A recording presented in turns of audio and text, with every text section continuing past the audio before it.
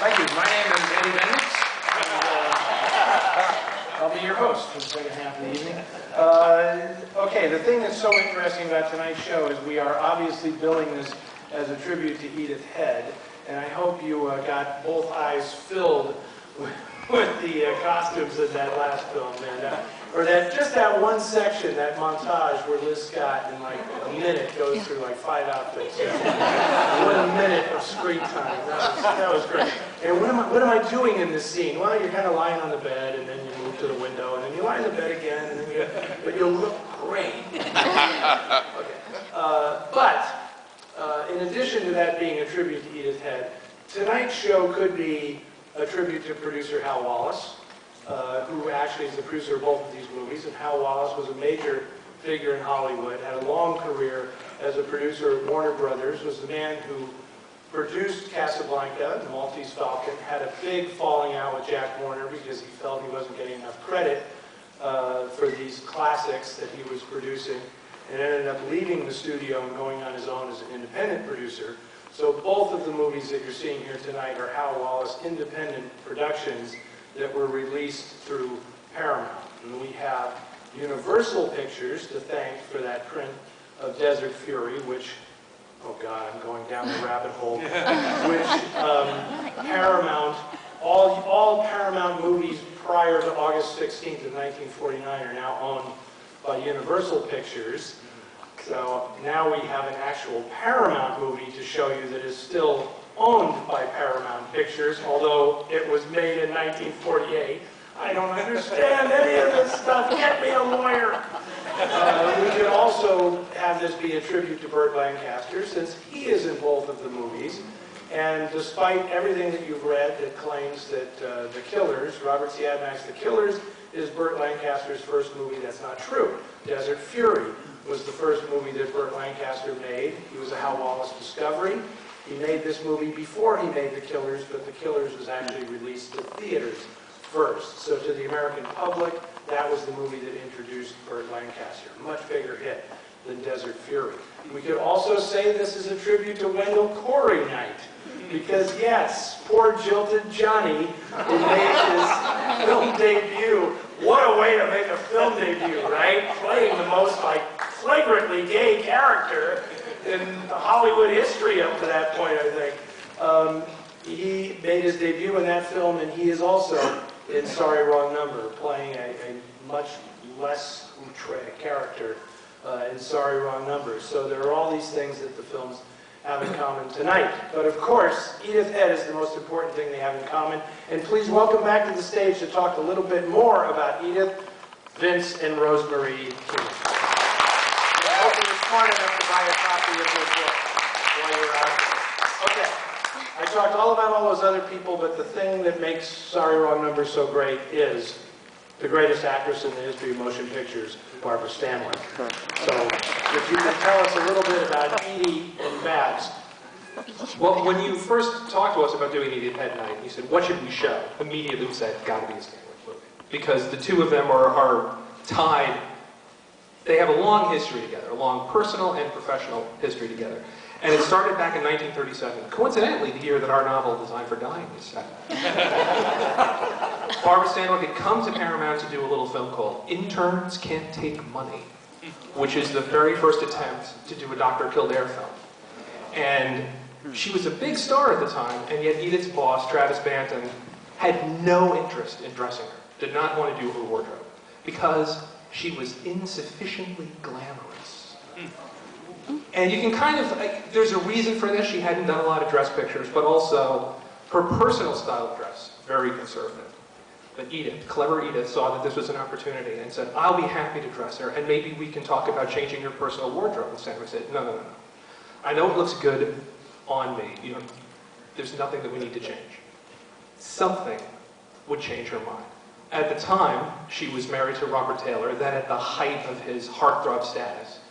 And they went to a premiere together, and it devolved into something out of Day of the Locust, where all of these fans of Robert Taylor just came surging forward and were grabbing at him. And Stanwyck, understandably, went to her husband's aid, and 2 Los Angeles police officers pulled her off her husband because they felt no woman dressed like that could possibly be Mrs. Robert Taylor. Right after that, Stanwyck went back into Edith and said, "You said something about new clothes?" And that's the personal side of their relationship. The professional side, Rose. And then after Edith made her new personal wardrobe, Stanwyck said, "I don't want anyone else to ever costume me in any movies." And so kind of the big movie that they did together was The Lady Eve, was the first one where Edith really had to make, she made like 25 different costume changes for Stanwyck as just a glamorous con woman in that movie, and it kind of changed her image as to someone who could wear clothes. The other thing Stanwyck appreciated was that Edith, of course, was very good at what she did, and she was able to take some of Stanwyck's figure flaws, like a long waist and a particularly low-slung derriere, and just with some very fancy tailoring, made her bottom as pert as any in Hollywood. Edith said in one of her books. So Stanwyck appreciated that, and they worked together for years and years after that. They did Double Indemnity together, yes. Of course. And it's fascinating because the great thing about Stanwyck is she was one of the few huge stars in Hollywood who was never under contract to a studio. She just worked wherever. You know, she was an independent and went wherever she wanted to go, and Edith went with her, right? I mean, Edith was at Paramount. Am I not correct in this? No, absolutely. Yeah, on Ball of Fire, which was 1940, Barbara Stanwyck said, "I want her loaned out to do all of my clothes." And that was really the beginning of the change when she's playing Sugar Puss O'Shea. That was like a big change of pace for Stanwyck, and she credited the wardrobe that he had designed for her. And I think it's very important to realize that this non-glamorous woman who didn't particularly dress all that well before she met Edith, at one point Barbara Stanwyck was the highest paid woman in the United States of America in the early 1940s. That is how immensely popular she was in movies, with movie makers. Every single person who worked with Barbara Stanwyck would say she's the best person I've ever worked with on a movie. And that's certainly true of Anatole Litvak.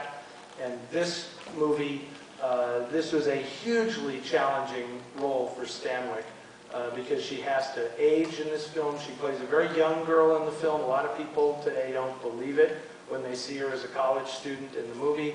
But she is extraordinary, and I think if you have not seen Sorry, Wrong Number, you are about to see a master class in film acting from Barbara Stanwyck, and a lot of the other people in this movie as well. And I, for one, I know we're all really excited to see this again, but I, for one, think this movie is a masterpiece. And I think this is by far the best movie Anatole Litvak ever made in Hollywood, and the care that went into this film is absolutely extraordinary. And you may know that this is all based on a very famous 22-minute radio play by Lucille Fletcher, who was also Mrs. Bernard Herrmann, the famous composer. She was Bernard Herrmann's wife. And it's just extraordinary. Agnes Moorehead played it on the radio, and it was, second to War of the Worlds, probably the single most famous fictional radio broadcast ever. And the public was very, very skeptical about this movie. Like, we love the radio show. The radio show was rebroadcast every year. Everybody knew this.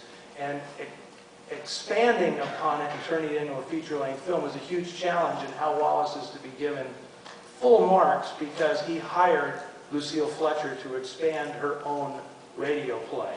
And she is sole credit on this screenplay, which is extremely rare for the time. If you saw Dead Reckoning last night, you know, it took 5 guys to come up with that weird, incoherent story. But Lucille Fletcher does something so dexterous and amazing with her original story and what she turns it into in this film. And everything about this movie I loved. It is like magic. Saul Polito's cinematography and Franz Waxman's score. Lancaster is great. All the supporting actors are great. It is a mesmerizing film. There, have I sold it enough? I hope there are people in this auditorium who are seeing it for the first time, because if you are, I am proud that you're seeing it for the first time at Noir City. Enjoy Sorry, Wrong Number.